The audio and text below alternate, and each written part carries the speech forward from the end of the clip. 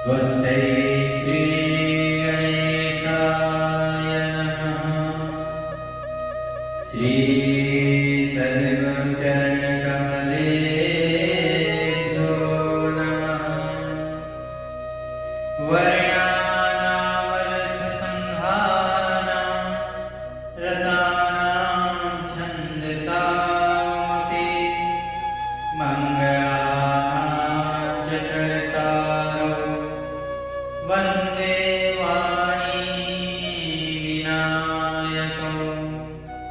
भवानी शङ्करौ वन्दे श्रद्धा विश्वासरूपिणौ। याभ्यां विना न पश्यन्ति सिद्धाः स्वान्तस्थमेश्वरम्।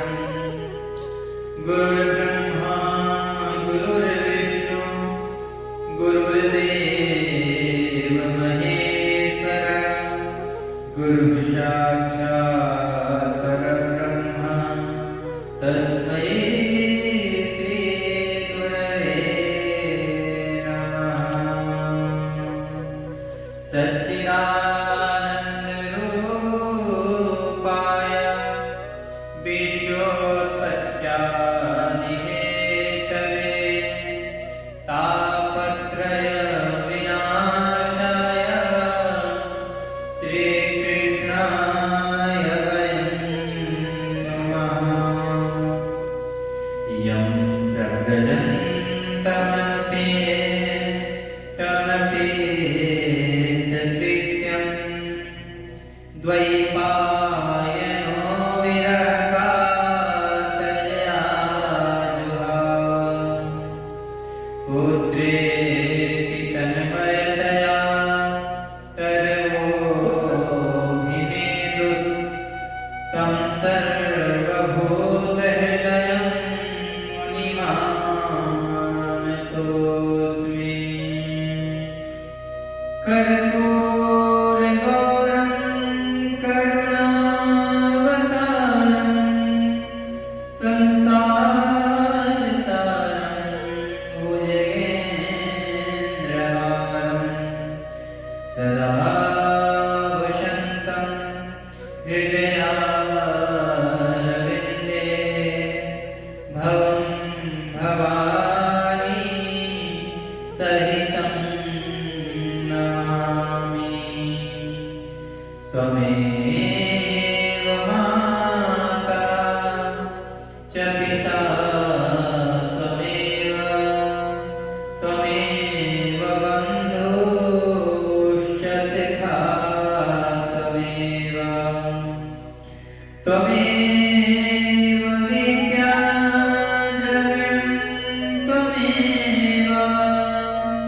त्वमेव सर्वं मम देव देव।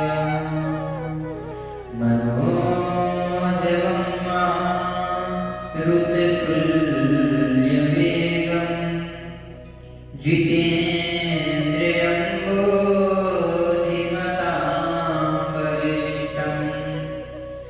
वातात्मजं वानरयूथमुख्यं श्रीरामदूतं शरणं प्रपद्ये। श्रीरामदूतं शरणं प्रपद्ये। श्रीकृष्ण गोविन्द हरे मुरारे। हे नाथ नारायण वासुदेव। श्रीकृष्ण गोविन्द हरे मुरारे। हे नाथ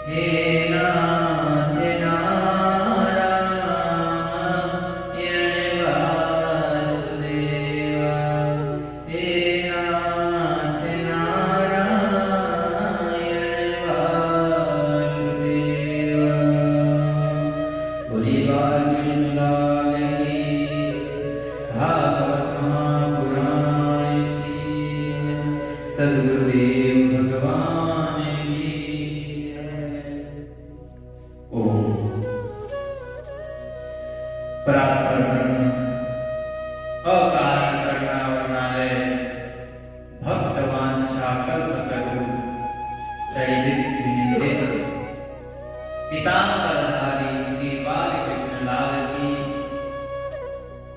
वाङ्मयी शब्द स्वरूपी मूर्ति, ये साक्षात भागवत महापुराण जिसका हम लोग श्रवण कर रहे हैं, भगवान की कृपा से हम लोगों ने कल श्रवण किया महाराज दक्ष के वंश परंपरा, किस प्रकार से सबसे पहले महाराज दक्ष ने अपनी अशिकली पत्नी से 10,000 पुत्रों को जन्म देते हैं और 10,000 पुत्रों को नारद जी अपने ज्ञानोपदेश से, वैराग्य उपदेश से उन 10,000 पुत्रों को सन्यासी बना दिए।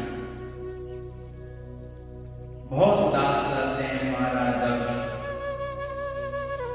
फिर तपस्या करने के बाद उन्हीं अशिकली पत्नी से 1,000 पुत्रों को फिर से प्रकट करते हैं और उन 1,000 पुत्रों को पिछले बार की ही भांति नारद जी फिर से सन्यासी बना देते हैं। ये देख करके महाराज दक्ष बहुत कुपित होते हैं और वो देवर्षि नारद को श्राप दे देते हैं कि तुम तो सबके बच्चों को बिगाड़ने का काम ले रखे हो, तुम्हें देवर्षि होने का कोई अधिकार ही नहीं है। देवर्षि का मतलब है सबका कल्याण करना, तुम तो अहित पे अहित किए जा रहे हो, मैंने तुम्हारा कुछ बिगाड़ा भी नहीं, इसलिए जाओ, मैं तुम्हें श्राप देता हूं कि किसी भी स्थान पर तुम स्थित और स्थिर नहीं रह सकते हो। इसी कारण से उसी समय से देवर्षि नारद निरंतर ही विचरण करते रहते हैं, कहीं एक स्थान पर नहीं रहते।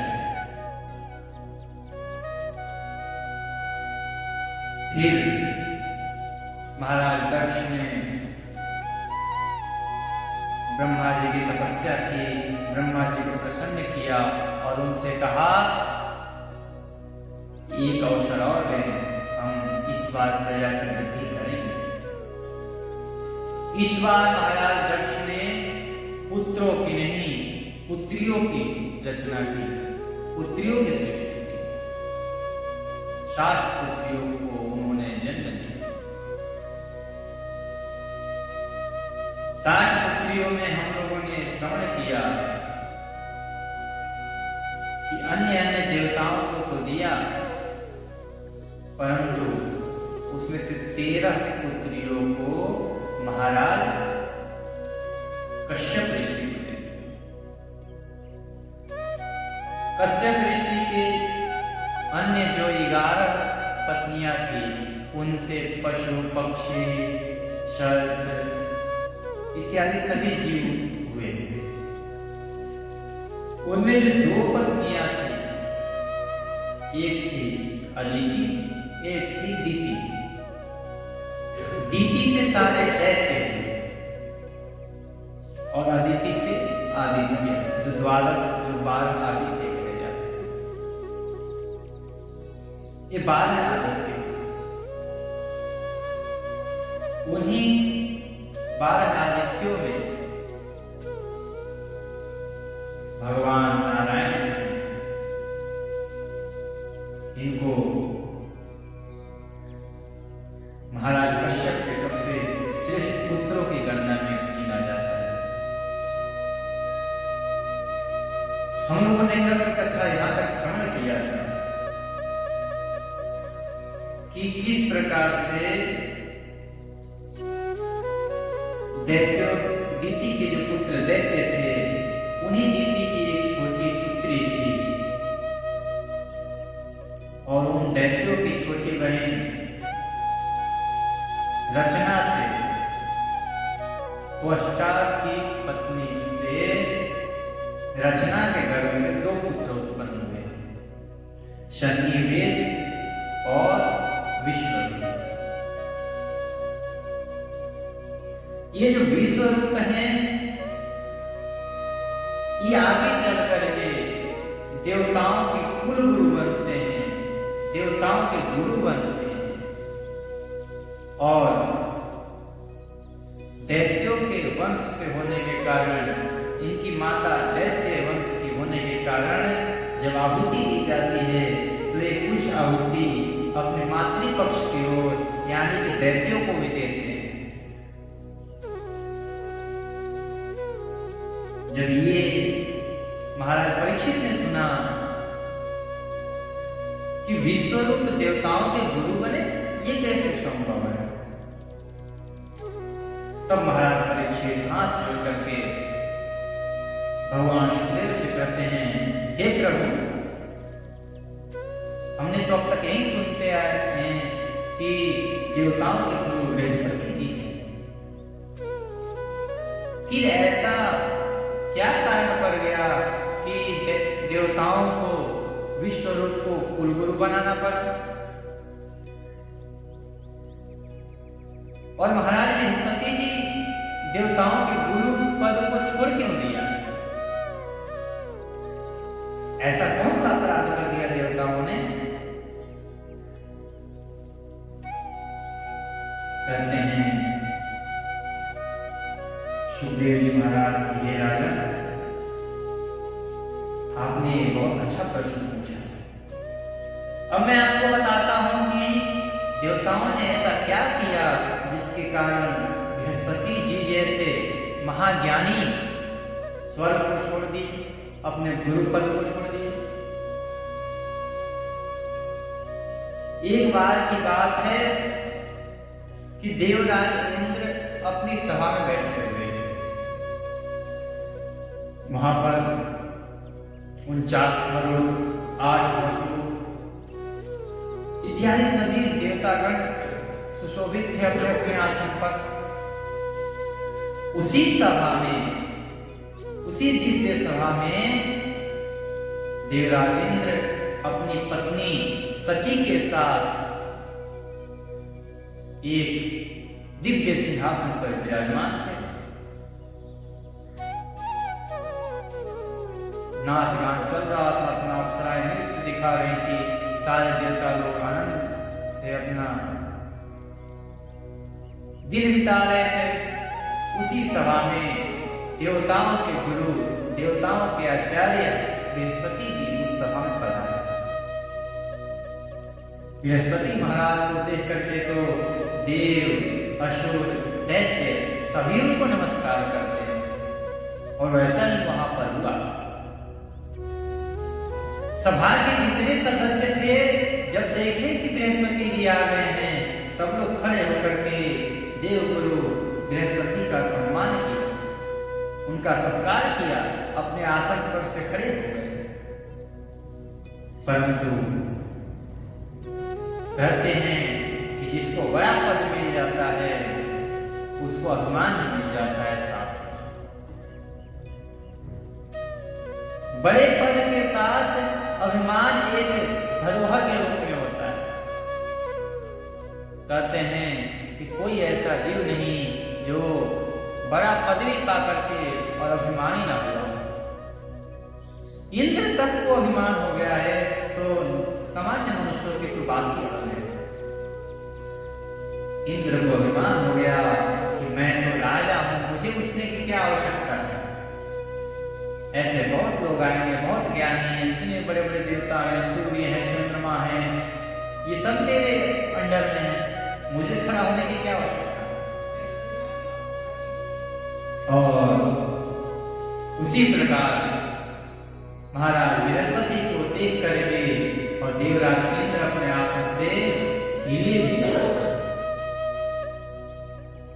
त्रिकालदर्शी सर्वसमर्थ बृहस्पति जी ने देखा कि इंद्र तो अपने ऐश्वर्य के मद में दूषित हो गया है, ऐश्वर्य के मद में मदमस्त है। बस वहां से तुरंत ही निकल करके चुपचाप अपने आसन को अपने घर पर चले गए। सुखदेव जी महाराज कहते हैं कि परीक्षित, भगवान बृहस्पति को वहां से जाने के बाद देवराज इंद्र की मति में ही आया, उनको चेत आया और वो समझ गए कि मैंने गुरुदेव का अपमान कर दिया, उनका अवहेलना कर दिया है। वे बड़ी सभा में स्वयं ही अपनी निंदा करने लगे। मुझे ऐसा नहीं करना चाहिए था। चाहे शिष्य कितना भी बड़ा हो जाए, गुरु तो गुरु है। वो स्वर्ग का राज सिंहासन भी क्यों न हो, यदि गुरु आ जाए तो शिष्य का कर्तव्य बनता है कि उठ करके उनका स्वागत करे, उनका सत्कार करे, उनको उनके योग्य आसन पर बैठाए, फिर अपने आसन पर बैठे। इंद्र कहते हैं मैंने बहुत बड़ा अपमान किया है, ये मेरा कर्म बहुत निंदनीय है। मुझे इस स्वर्ग का राजा होने का कोई अधिकार नहीं है, क्योंकि मैंने गुरुदेव का अपमान किया है।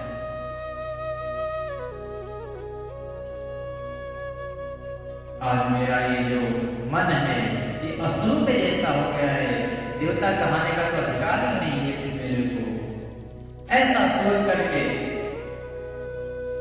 और देवराज इंद्र अपने गुरुदेव को ढूंढने के लिए निकल गए। महाराज बृहस्पति जी ने अपने योग बल से देखा कि इंद्र मुझे ढूंढने आ रहा है, वो अपने घर से विदा हो गए। इधर देवराज इंद्र अपने देवताओं को और खुद भी लग गए महाराज बृहस्पति को ढूंढने में और ढूंढवाने में, परंतु कहीं भी बृहस्पति जी का पता नहीं चला। तब वे अपने गुरु के बिना अपने आप को असुरक्षित महसूस करने लगे। हर सभा में, हर राज्यसभा में गुरु की तो आवश्यकता होती है, नहीं तो फिर वो राज्य चलता नहीं है जिस सभा में गुरु न हो। अब करे तो करे क्या, देवताओं के पास अपनी बुद्धि के अनुसार स्वर्ग की रक्षा का उपाय सोचने के अलावा कुछ था ही नहीं। अब वो क्या सोचे, क्या करे। महाराज सुखदेव जी कहते हैं परीक्षित, दैत्यों को भी देवगुरु बृहस्पति और देवराज इंद्र की इस अनबन का पता चल गया कि देवगुरु बृहस्पति इंद्र की सभा से रुष्ट होकर के चले गए। दैत्यों ने सोचा अब अच्छा समय है, अभी आक्रमण कर देना चाहिए। उनके पास गुरु नहीं है, उनको कोई शिक्षा देने वाला नहीं है, अभी आक्रमण कर लेंगे, अभी जीत जाएंगे। दैत्य गुरु शुक्राचार्य ने उनको समझाया कि जाओ अभी आक्रमण करो। अपने गुरु का आज्ञा पा करके और दैत्य लोग देवताओं पर आक्रमण कर दिए। उन्होंने देवताओं पर खूब अस्त्र शस्त्र का वर्षा किए। कभी देवताओं का हाथ कट के गिर रहा है, कभी बाद पैर कट के गिर रहा है, कभी आंख गिर रहा है, पूरा अनुभव होने लगा। देवताओं की दुर्दशा हो गई। महाराज देवता भगवान ब्रह्मा जी के पास गए कि प्रभु आप ही कोई रास्ता बताइए, हमारे गुरुदेव तो हमें छोड़ करके चले गए। तब ब्रह्मा जी ने देखा कि सच में देवताओं की तो दुर्दशा हो रही है। तब उन्होंने धीरज बंधाया और ब्रह्मा जी ने कहा ये देवो, यह बड़े ही खेद की बात है, बड़ी चिंता की बात है, क्योंकि आप लोग देवता होकर के और ऐसे बुरे काम करते हो। गुरु का अपमान किया आप लोगों ने। अरे तुम लोगों को इस प्रकार से मद नहीं करना चाहिए। आप लोगों ने गुरु का सत्कार नहीं किया। तुम्हारे इस अनीति का फल है कि आज तुम लोग दर बदर घूम रहे हो, भटक रहे हो। भृगुवंशियों ने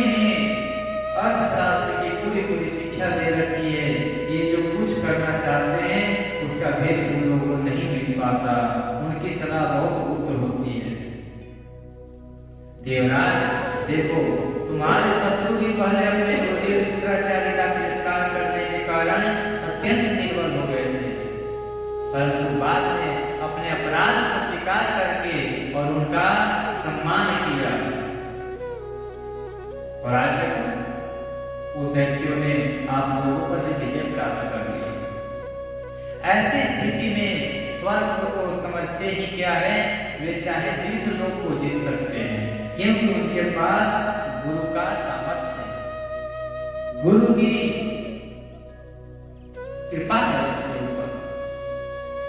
और ये सच कहा गया है कि जो श्रेष्ठ मनुष्य ब्राह्मण, परमात्मा और गौ का अपना सर्वस्व मानते हैं और जिन पर इन तीनों की कृपा हो, वो तीनों लोगों में से कोई सा भी लोग हो, कोई सी भी संपत्ति हो, सबको जीत सकते हैं। कोई भी उनका अमंगल नहीं कर सकता है जिन पर गुरु, गोविंद और गौ की कृपा हो। ये तीनों ही तो कृपा करते हैं महाराज। अब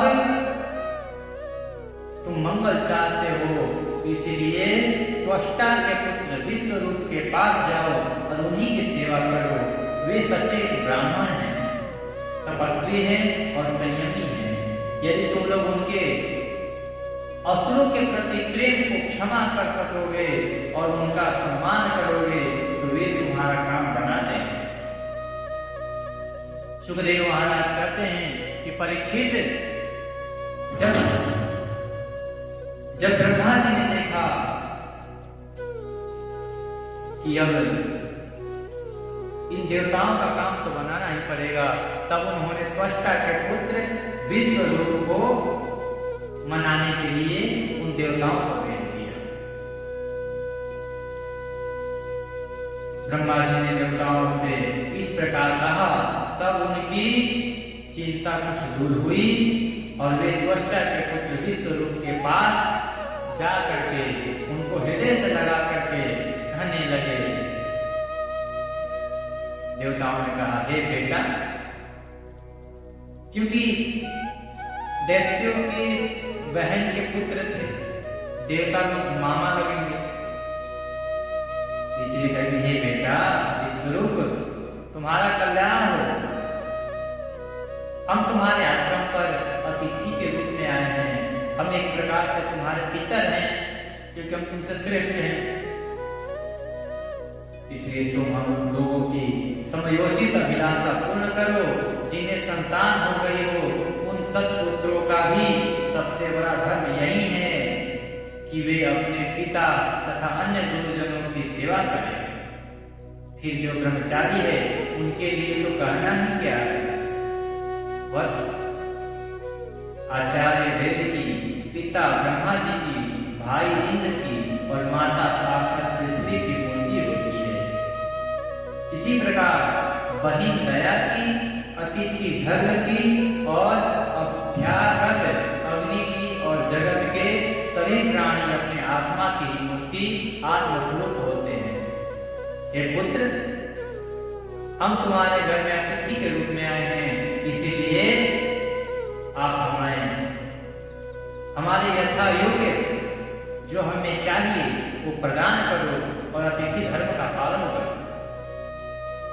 इसी में तुम्हारा कल्याण होगा। पुत्र, आवश्यकता पड़ने पर अपने से छोटों का पैर छूना भी निंदनीय नहीं होता है। वेद ज्ञान को छोड़ करके केवल अवस्था बड़प्पन का कारण भी नहीं है।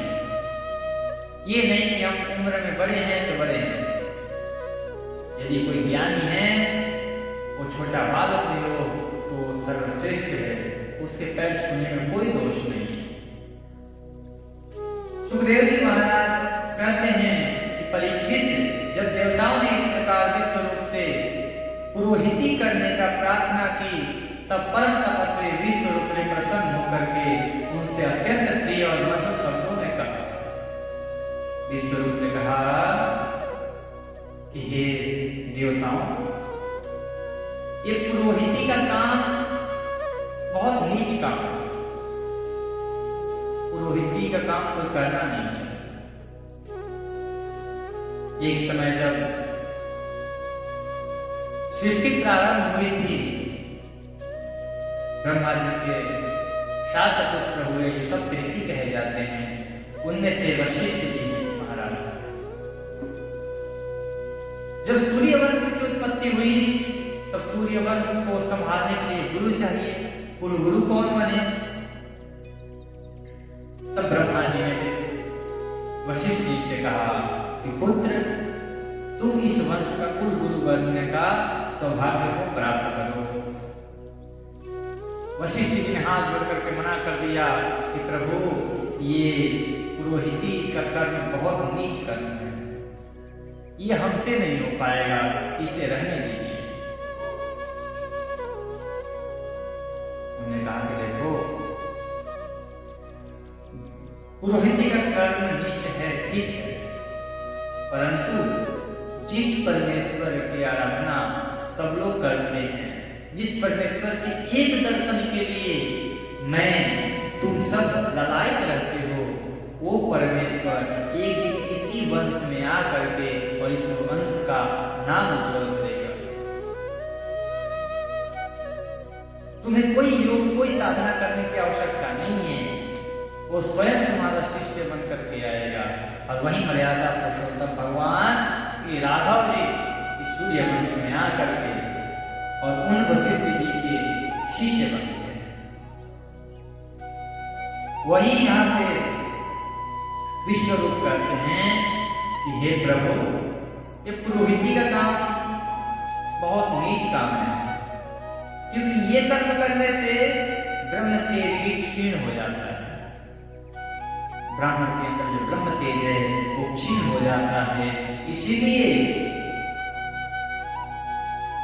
धर्मशील महात्मा लोग इसकी निंदा करते हैं, किंतु आप मेरे स्वामी हैं, आप देवता हैं, आप लोकेश्वर हैं, और आप लोग मुझसे कुछ मांगने आए हैं तो मैं मना भी नहीं करूंगा। ऐसी स्थिति में मेरे जैसा व्यक्ति भला आप लोगों को ऐसे कैसे जाने दे सकता है? मैं तो आप लोगों का सेवक हूँ, आपकी आज्ञा को पालन करूंगा, जैसा आप कहेंगे मैं वैसा ही करूंगा। आप लोगों का मनोरथ मैं तन मन धन से पूरा करूंगा, आप जो कहेंगे मैं वही करूंगा। ऐसा विश्वरूप ने देवताओं से कहा। सुखदेव जी महाराज कहते हैं, परीक्षित विश्वरूप बहुत ही बड़े तपस्वी थे। देवताओं की ऐसी प्रतिज्ञा करके उनके वर्ण करने पर वे बड़ी लगन के साथ उनकी पुरोहिती करने का ठान लिया और कहा कि मैं आपका पुरोहित बनने के लिए तैयार हूं। यद्यपि शुक्राचार्य ने अपने नीति बल से असुरों की संपत्ति सुरक्षित कर दी थी, फिर भी समर्थ विश्वरूप ने वैष्णवी विद्या के प्रभाव से उनसे वह संपत्ति को छीन लिया और छीन करके देवराज को दे दिया, क्योंकि अब देवताओं के पास एक गुरु आ गए। जब गुरु नहीं थे तो देवताओं की सारी संपत्ति छीन गए। गुरु आए, गुरु ने उन विश्वरूप ने अपनी वैष्णवी विद्या से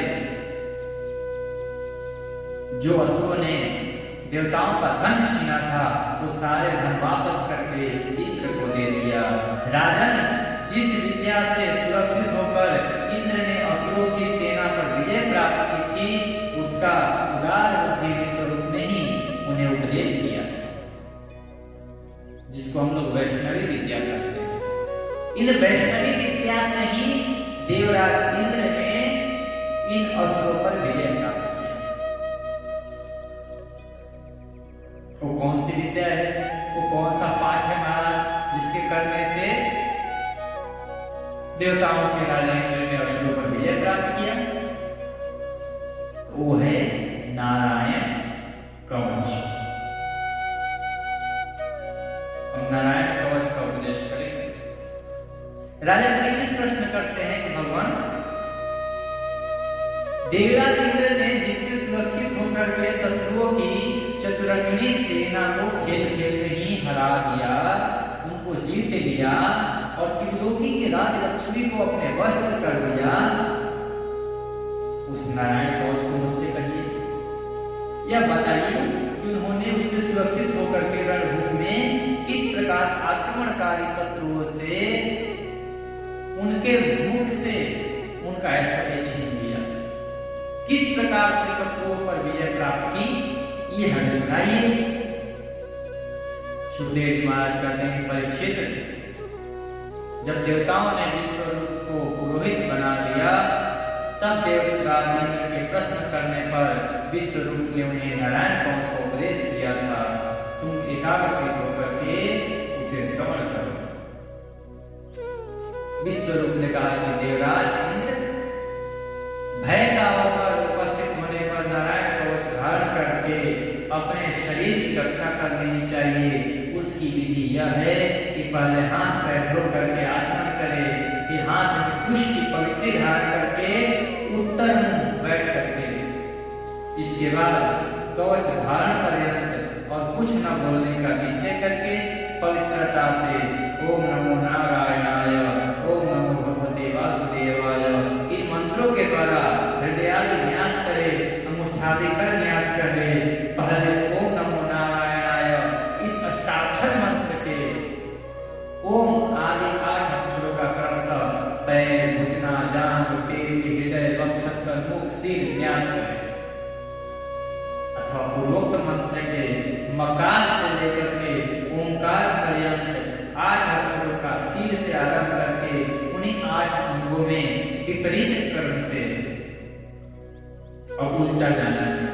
पहले सिर, फिर मुख, फिर वक्षस्थल, फिर हृदय, पेट, जांघ, घुटना, पैर, फिर इसको ऐसे। उसके बाद ओम नमो भगवते वासुदेवाय इस द्वादशाक्षर मंत्र के ओम आदि 12 अक्षरों का दाईं तर्जनी से बाईं तर्जनी तक दोनों हाथों की 8 उंगलियों और दोनों अंगूठों की 2-2 गांठों में न्यास करें। फिर ओम विष्णु नमः इस मंत्र के पहले अक्षर ओम का हृदय, वी का बाह्य रंध्र में, श का भौहों के बीच में, ण का चोटी में, वे का दोनों नेत्रों में और न का शरीर की सब गांठों में न्यास करें। उसके बाद मह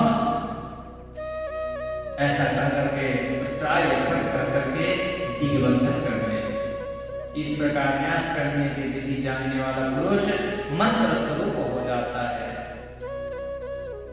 इसके बाद समग्र ऐश्वर्य, धर्म, यश, लक्ष्मी, ज्ञान और वैराग्य से परिपूर्ण इष्ट देव भगवान का ध्यान करे और अपने को भी तद्रूप ही चिंतन करे। तत्पश्चात विद्या, तेज और तपस्वरूप इस कवच का पाठ करें।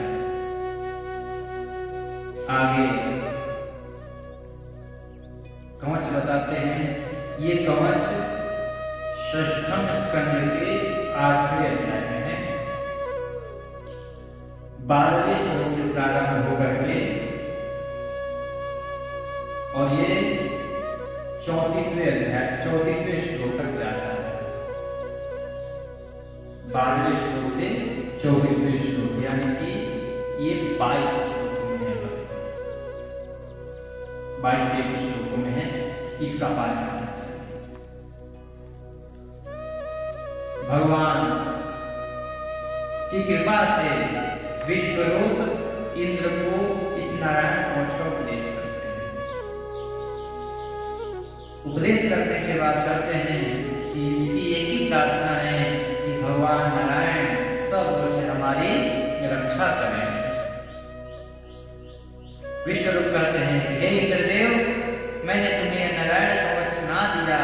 इस कवच से तुम अपने आप को सुरक्षित कर लो, बस फिर तुम अनायास ही इन दैत्य और इन युद्धपतियों पर अपने आप विजय पाओगे। इस प्रकार नारायण कवच को धारण करके और देवराज इंद्र युद्ध भूमि में गए और वहां पर विजय प्राप्त कर दिया। जहां उस ब्राह्मण का शरीर इस नारायण कवच को धारण करने वाला पुरुष जिसको भी अपने नेत्रों से देख लेता अथवा पैर से छू लेता है, वह तत्काल समस्त भयों से मुक्त हो जाता है। जो इस वैष्णवी विद्या को धारण कर लेता है उसे राजा, डाकू, प्रेत, पिशाच, बाघ आदि सब जीवों से कभी भी किसी प्रकार का भय नहीं होता।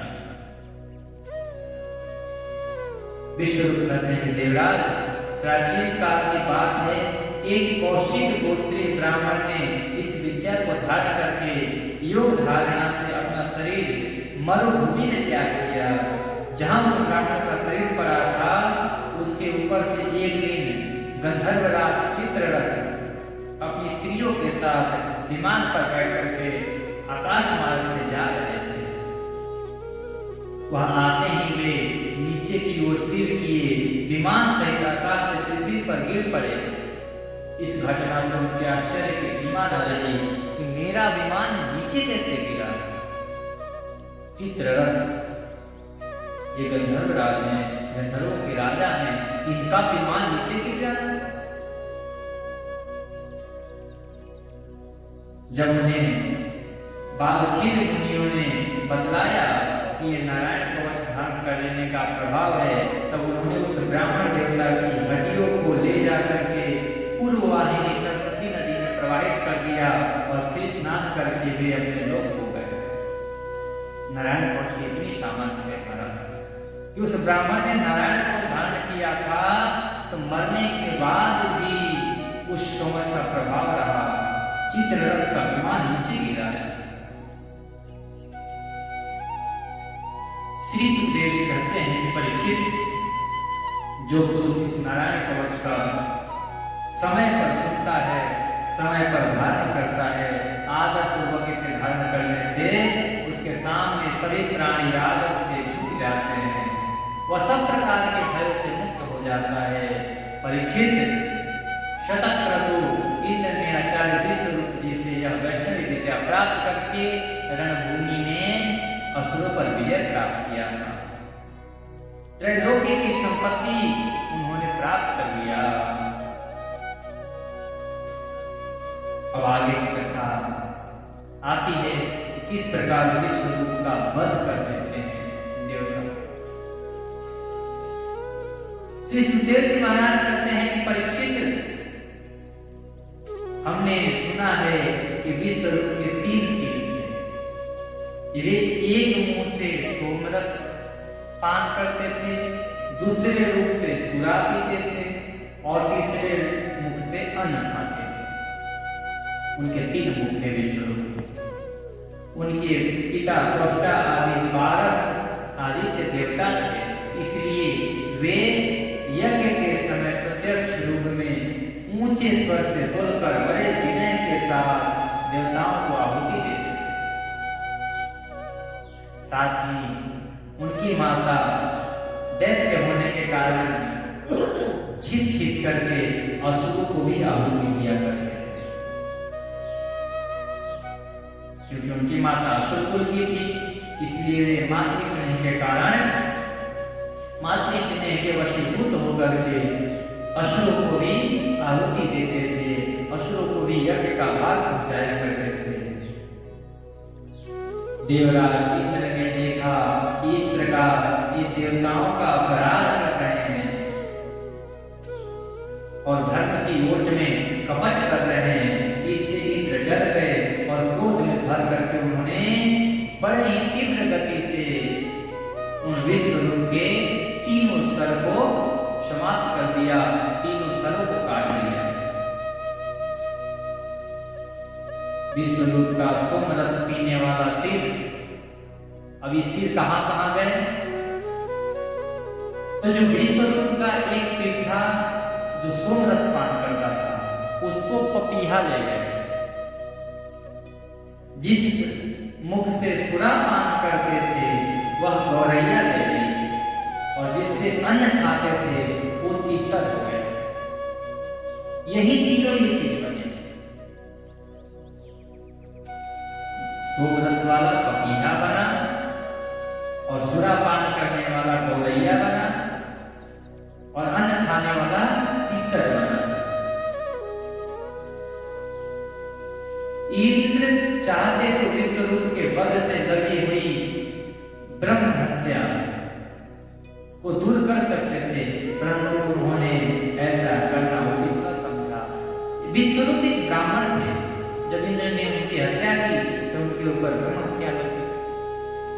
देवताओं के राजा थे, उनमें सामर्थ्य था, वो चाहते थे इस ब्रह्म हत्या से उसी समय निवृत्त हो सकते थे, परंतु उन्होंने ऐसा नहीं किया, वरन हाथ जोड़ करके उस ब्रह्म हत्या को स्वीकार किया और 1 वर्ष तक उससे छूटने का कोई उपाय नहीं किया। तदनंतर सब लोगों के सामने अपनी शुद्धि प्रकट करने के लिए उन्होंने अपनी ब्रह्म हत्या को 4 हिस्सों में बांट कर दिया। अपनी ब्रह्म हत्या को 4 भागों में बांटा। पहला पृथ्वी, जल, वृक्ष और स्त्री, इन 4 ने उस ब्रह्म हत्या के फल को धारण कर लिया। अब ये बहुत काम की बात है और ये स्त्रियों के लिए तो और एक अनिवार्य है सुनना। जो इंद्र को ब्रह्म हत्या का दंड लगा, उस ब्रह्म हत्या को अब कौन ले? इंद्र जब ब्रह्म हत्या में रहेंगे तो स्वर्ग का कारभार कौन देखेगा? तो जब इंद्र ने उस ब्रह्म हत्या को त्यागना चाहा तो उसको 4 भागों में कर दिया। 1 भाग पृथ्वी ले ली, 1 भाग जल ले लिया, 1 भाग वृक्ष ले लिया और 1 भाग स्त्री ले ली। परीक्षित, अब ये चारों भाग, ये चारों ब्रह्म हत्या इन चारों में दिखाई देते हैं? तो कहते हैं हाँ, आज भी दिखाई देते हैं। कैसे? परीक्षित, पृथ्वी ने बदले में यह वरदान, जब वो ब्रह्म हत्या का 1 भाग लिया तो उसने बदले में एक वरदान लिया। क्या वरदान लिया? कि जहां कहीं भी गड्ढा हो वह समय पर अपने आप ही भर जाए। आप चाहे कितना भी गड्ढा कर ले पृथ्वी पर, 1 वर्ष, 10 वर्ष, 100 वर्ष, 1000 वर्ष तक छोड़ दीजिए, वो अपने आप भर जाएगा। ये वरदान नहीं। माता पृथ्वी ने उस ब्रह्म हत्या को लेने के लिए एक वरदान दिया कि मेरे ऊपर चाहे कितनी भी बड़ी गड्ढा हो, समय आने पर वो अपने आप ही भर जाए। इंद्र की ब्रह्म हत्या का चतुर्थांश स्वीकार कर लिया और वही ब्रह्म हत्या पृथ्वी में कहीं कहीं ऊसर के रूप में दिखाई देते हैं। जो बंजर पड़े रहते हैं वही ब्रह्म हत्या ही है कि पृथ्वी पर कहीं कहीं अन्न नहीं होते, किसी किसी भाग में, वो ब्रह्म हत्या है। उस चतुर्थांश में से एक अंश वृक्षों ने लिया। जब वृक्षों ने लिया, इंद्र ने कहा इसके बदले में कोई वर मांगो। तब उन्होंने वर मांगा कि हमारी कोई भी शाखा, कोई भी हिस्सा कट जाए फिर भी अपने आप जल जाए, उसमें अपने आप ही शाखा आ जाए। आज भी वृक्षों को हम काटते हैं, फिर अपने आप शाखा प्रकट हो जाते हैं उसमें से। ये उन्होंने वरदान दिया। वृक्षों का एक टहनी काट दो, अपने आप कुछ वर्षों, कुछ समय बाद अपने आप दूसरी टहनी नहीं उत्पन्न हो जाती है उसमें से। ये वरदान दिया वृक्षों ने। अब उनको वो ब्रह्म हत्या का फल कैसे मिला? क्या दुष्परिणाम हुआ उनको? तो उनमें अब भी एक गोंद के रूप में ब्रह्म हत्या दिखाई पड़ता है। अधिकतर हम लोग के गाँव में या फिर कहीं भी आम में वृक्ष होते हैं, उसमें वो गोंद सा ऐसा चिपचिपा सा होता है, वो ब्रह्म हत्या है। वृक्षों ने उस गोंद के रूप में ब्रह्म हत्या को स्वीकार किया। अब तीसरा आया स्त्रियों ने एक अंश को लिया था, तो स्त्रियों से वर मांगने के लिए कहा गया। तो स्त्रियों ने मांगा कि वे सर्वदा पुरुष का सहवास कर सकते हैं। स्त्रियों का लंबी उम्र होती है पुरुषों के साथ सहवास करने का, पुरुषों की अपेक्षा। ये वरदान लेकर के और उन्होंने ब्रह्म हत्या का तीसरा अंश स्वीकार किया। तो उस ब्रह्म हत्या का उनका परिणाम क्या निकला, उनके ऊपर क्या प्रभाव हुआ? तो वही ब्रह्म हत्या का प्रभाव उनको हर महीने, प्रत्येक महीने रथ के रूप में दिखाई पड़ता है। उसी ब्रह्म हत्या का प्रभाव है कि आज भी स्त्रियां रजस्वला होती हैं और वो 4 या 5 दिनों तक उस अशुद्ध अवस्था में रहती है। वो ब्रह्म हत्या है। इसीलिए कहा गया है कि उस समय जब स्त्रियां रजस्वला हो, पुरुषों को उनसे दूर ही रहना चाहिए, स्पर्श नहीं होना चाहिए। ये तीसरा अंश था। चौथा अंश, उन्हें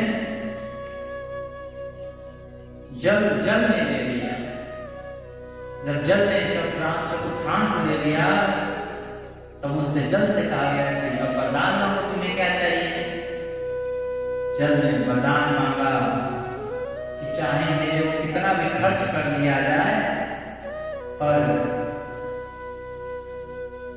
जल कभी खत्म ना हो, हमेशा बढ़ते रहे, बढ़ते रहे, बढ़ते रहे। ऐसा वरदान पा करके और उन जलों पर यह प्रभाव हुआ ब्रह्म हत्या का कि फेन और बुदबुदे के रूप में ब्रह्म हत्या दिखाई देता है। अधिकतर जलों में पूरे फेन जम जाते हैं किनारे किनारे, वही ब्रह्म हत्या है। यदि किसी को जल पीना भी होता है, उस फेन को, उस बुदबुदे को हटा कर तब उस जल का पान किया जाता है। तो ब्रह्म हत्या का 4 विभाजन हुआ। चारों को पृथ्वी, वृक्ष, स्त्री और जल, इन 4 ने धारण किया। विश्वरूप की मृत्यु के बाद उनके पिता त्वष्टा बहुत दुखी हुए और इंद्र को अपना शत्रु मानने लगे। बोले, अरे इंद्र दुष्ट, तूने मेरे पुत्र को मार दिया, तुम्हारी वृद्धि हो और शीघ्र से शीघ्र तुम अपने शत्रु को मार डालो। इस मंत्र से इंद्र का शत्रु उत्पन्न करने के लिए हवन करने लगे। मंत्र का प्रभाव बहुत भयंकर होता है। त्वष्टा यज्ञ कर रहे थे, उसमें आहुति डाल रहे थे, वो इस विचार से आहुति दे रहे थे कि एक ऐसा कोई उत्पन्न हो जो इंद्र को मार सके, जो इंद्र को मारने वाला हो वो उत्पन्न हो। परंतु मंत्रों के उच्चारण में त्रुटि हो गई। उस मंत्र का अर्थ निकल गया कि जो इंद्र के हाथों से मारा जाए वो उत्पन्न हो। और वैसा ही हुआ। उस यज्ञ से एक वृत्र उत्पन्न हुआ और उस वृत्र ने जाकर के इंद्र पर आक्रमण कर दिया। वह जब प्रकट हुआ तो बार बार जगाई देता। इससे जब उसका कंगरा के समान गंभीर मुंह खुलता जाता तब जान पड़ता कि वह सारे आकाश को पी जाएगा। भयंकर विकराल धारण कर दिया था उस वृत्र ने। बड़े बड़े मुख, बड़े बड़े दाढ़े, बड़े बड़े कान, बड़े बड़े हाथ, विचित्र सा उसका चेहरा दिखाई देता था। उसको देख करके देवता लोग इधर उधर भगने लगे। सुखदेव जी महाराज कहते हैं कि परीक्षित, त्वष्टा के तमोगुणी पुत्र ने सारे लोगों को घेर दिया था। इसी से उस पापी और अत्यंत क्रूर पुरुष का नाम वृत्रासुर बन गया। वृत्र मतलब घेरना, वृत्र मतलब घेरना और असुर, इसलिए उसका नाम वृत्रासुर पड़ा। बड़े बड़े देवता अपने अपने अनुयायियों के सहित एक साथ ही उस पर टूट पड़ते, परंतु उसका परिणाम कुछ नहीं निकलता, सबको परास्त कर देता था। परंतु त्वष्टा ने ही मंत्र पढ़ने में चूक कर देते, गलती कर दी थी। देवराज इंद्र आए। सुखदेव जी महाराज कहते हैं कि महाराज, जब देवताओं ने इस प्रकार भगवान की स्तुति की, जब वो किसी से मारा नहीं गया, तब वहां पर स्वयं परमात्मा शंख चक्र गदा पद्म लिए और देवताओं के सामने प्रकट हो गए। भगवान के नेत्र शरतकालीन कमल के समान खिले हुए थे। उनके साथ 16 पार्षद उनकी सेवा में लगे हुए थे। उनको देखते ही बनता था। देवताओं ने हाथ जोड़ कहा, भगवान, यज्ञ में स्वर्गादि देने की शक्ति तथा उनके फल की सीमा निश्चित करने वाले काल भी आप ही हैं। यज्ञ में विघ्न डालने वाले दैत्यों को आप चक्र से छिन्न भिन्न कर देते हैं। इसीलिए हे प्रभु, अब आप ही कुछ उपाय बताइए कि क्या किया जाए। ये असुर तो मरता ही नहीं है, ये सभी देवताओं को अंगभंग कर दे रहा है। भगवान, हे नारायण, हे वासुदेव, आप ही कोई उपाय बताइए इसका। किस प्रकार से इसका मानवर्धन किया जाए। हे प्रभु, जिस प्रकार अग्नि की ही अंशभूत चिंगारियां आदि अग्नि को ही प्रकाशित करने में असमर्थ हैं, वैसे ही हम भी आपको अपना कोई भी स्वार्थ परमार्थ निवेदन करने में असमर्थ हैं। क्योंकि जो कुछ हमारे पास है सब कुछ आपका ही है, तो हम आपको क्या अर्पण करें। हे प्रभु, संत लोग आपका ही संग्रह करते हैं। संसार के पथिक जब घूमते घूमते आपकी शरण में आ पहुंचते हैं, तब अंत में आप उन्हें परमानंद स्वरूप अभीष्ट फल दे करके उनको जन्म मरण के बंधन से छुड़ा देते हैं। हे प्रभु, हम आपको नमस्कार करते हैं। सुखदेव जी कहते हैं, परीक्षित, जब देवताओं ने बड़े आदर के साथ इस प्रकार भगवान का स्तवन किया, स्तुति किया, तब उनकी स्तुति सुन करके भगवान बहुत प्रसन्न हुए और उनसे कहा कि हे श्रेष्ठ देवताओं, तुम लोगों ने स्तुति युक्त ज्ञान से मेरी जो उपासना की है, इससे मैं बहुत प्रसन्न हूं तुम लोगों से। इस स्तुति के द्वारा जीवों को अपने वास्तविक स्वरूप की स्मृति और मेरी भक्ति प्राप्त होती है। हे देव शिरोमणियों, मेरे प्रसन्न हो जाने पर कोई भी वस्तु दुर्लभ नहीं है। आप लोगों ने मुझे प्रसन्न किया है, इसलिए कुछ भी दुर्लभ नहीं है। जो पुरुष मुक्ति का स्वरूप जानता है, वह अज्ञानी को भी कर्मों से फंसने का उपदेश नहीं देता। जैसे रोगी के चाहते रहने पर भी सद्वैद्य उसे कुपथ्य नहीं देता, देवराजेंद्र तुम लोगों का कल्याण है।